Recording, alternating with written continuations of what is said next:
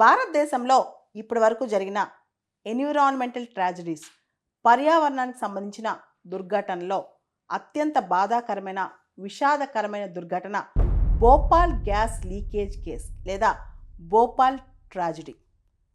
భోపాల్లో Union Carbide Corporation అని చెప్పి ఒక కంపెనీ, వీళ్ళు ఒక ఫ్యాక్టరీ ఎస్టాబ్లిష్ చేశారు.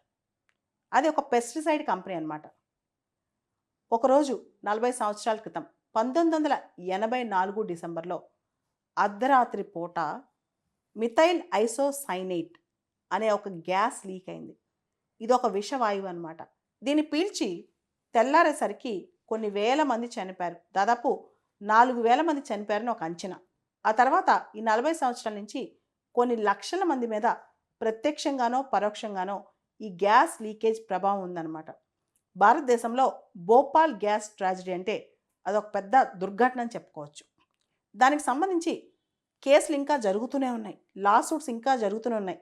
తరతరాలుగా అది పిల్లల మీద కూడా, అంటే అప్పట్లోనే ప్రెగ్నెంట్ లేడీస్ కానీ చిన్న పిల్లల మీద కూడా ప్రభావం పడిందనమాట. తరాలు దానిలోంచి తప్పించుకోలేకపోయాయి.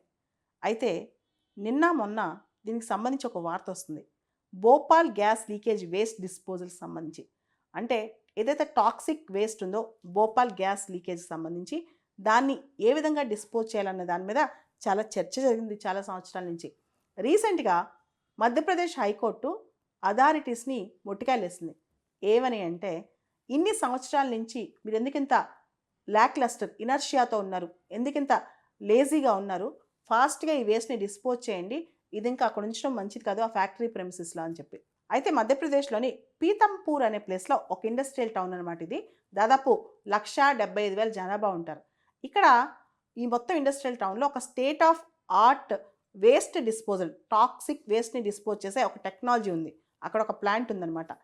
అక్కడికి తీసుకెళ్ళి డిస్పోజ్ చేద్దామని చెప్పి మొత్తం ప్రభుత్వం, మినిస్ట్రీ ఆఫ్ ఎన్విరాన్మెంట్ వీళ్ళందరూ సంయుక్తంతో నిర్ణయించుకున్నారు. చాలా సంవత్సరాలు ఆలోచన తర్వాత అక్కడ తీసుకెళ్ళి కంప్లీట్గా చేయాలి అని చెప్పి, నీట్గా డిస్పోజ్ చేయాలని. దానికి సంబంధించి భోపాల్ ఏదైతే యూనియన్ కార్బైడ్ ఫ్యాక్టరీ ఉందో అక్కడి నుంచి గ్రీన్ కారిడార్ ఏర్పాటు చేశారు పీతంపూర్కి. గ్రీన్ కారిడార్ అంటే కంప్లీట్గా ఎక్కడ ట్రక్స్ ఆగవు. దాదాపు 12 ట్రక్స్లో ఈ మొత్తం అక్కడున్న వేస్ట్ అంతా, టాక్సిక్ వేస్ట్ అంతా తీసుకెళ్ళి అక్కడ డిస్పోజ్ చేస్తారు నీట్గా, సైంటిఫిక్గా, ఎవరికి హాని కలిగించకుండా అని చెప్పి ప్రభుత్వం నిర్ణయం తీసుకుంది. దానికి సంబంధించి పీతంపూర్ బచావో సమితి ఏర్పాటు చేసి జనాలు అక్కడ ప్రొటెస్ట్ చేయడం స్టార్ట్ చేశారు. దానిలో ఇద్దరు నిన్న నిప్పంటించుకుని తమను తాము బలి చేసుకోవడానికి కూడా ట్రై చేశారనమాట. కానీ బతికారు, బర్నింగ్స్ మాత్రం వచ్చాయన్నమాట. అయితే ఇంకో పక్క అక్కడ డిస్ట్రిక్ట్ మెజిస్ట్రేట్ కానీ, ఎస్పీలు కానీ, పోలీస్ కానీ, ఈవెన్ సీఎం కూడా డైరెక్ట్గా చెప్పారు, మేము చాలా సైంటిఫిక్గా చేస్తున్నాము, సైంటిస్ట్ని, ఎక్స్పర్ట్స్ని అందరినీ కన్సల్ట్ చేసి ప్రజలకు ఎటువంటి హాని లేకుండా చేస్తున్నాం. అందులోనూ ఇప్పుడు ఆ భోపాల్ ఫ్యాక్టరీ దగ్గర ఉన్నది ఏదైతే యూనియన్ కార్బైడ్ ఫ్యాక్టరీ ఉందో అక్కడ ఉన్న దానిలో 60% మట్టే ఉంది, 40% నాప్తాల్ ఉంది. ఈ నాప్తాల్ అనేది ఒక కెమికల్ అనమాట. ఇది మిథైల్ ఐసోసైనేట్ గ్యాస్ని ప్రొడ్యూస్ చేయడానికి వాడతారనమాట. ఇది 40% ఉంది. దీన్ని ఎఫెక్ట్గా నీట్గా డిస్పోజ్ చేస్తాం, ఎవరికి హాని కలగదని చెప్పి మధ్యప్రదేశ్ సీఎం చెప్తున్నా జనం అక్కడ వినట్లేదు పీతంపూర్లో.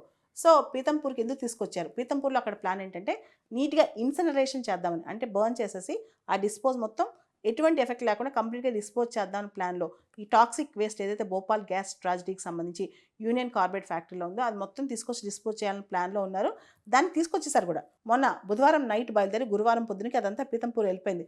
ఇప్పుడు పీతంపూర్లో ప్రజలు చాలా ఆందోళన చేస్తున్నారు మధ్యప్రదేశ్లో. యూనియన్ కార్బైడ్ ఫ్యాక్టరీ నుంచి తీసుకొచ్చిన ఈ వేస్ట్ మొత్తం కూడా గ్రౌండ్ మీద పెట్టి పీతంపూర్లో ఇన్సినరేట్ చేయరు, అంటే బర్న్ చేయరు, నిప్పు అంటించరు. ఇది 25 feet హైట్లో పెట్టి ఒక వుడెన్ ప్లాట్ఫామ్ మీద పెట్టి అక్కడ ఇన్సినరేట్ చేస్తారు.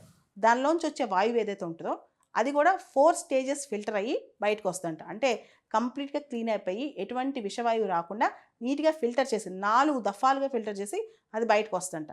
కాబట్టి ప్రజలు భయపడద్దని చెప్పి ప్రభుత్వం చెప్తుంది. ఈ మొత్తం వేస్ట్ డిస్పోజల్లో, ఈ భోపాల్ గ్యాస్ ట్రాజడీ వేస్ట్ డిస్పోజల్లో ఏదైతే ఇన్సినరేషన్ చేశాక కూడా మిగిలిన పదార్థాలు ఉంటాయో, ఏదైతే కాల్చిన తర్వాత కూడా బర్న్ చేసిన తర్వాత కూడా మిగిలిన పదార్థాలు ఉంటాయో వాటిని కూడా చాలా సేఫ్గా క్లీన్ చేసి అండర్ గ్రౌండ్లో వాటన్నిటిని పాతి పెట్టేస్తారు, డిస్పోజ్ చేస్తారు. అంతేకాదు ఈ ప్రాసెస్ మొత్తం కూడా సైంటిస్టులు, ఎన్విరాన్మెంటల్ బాడీస్ అందరూ పర్యవేక్షణలో చేస్తారనమాట.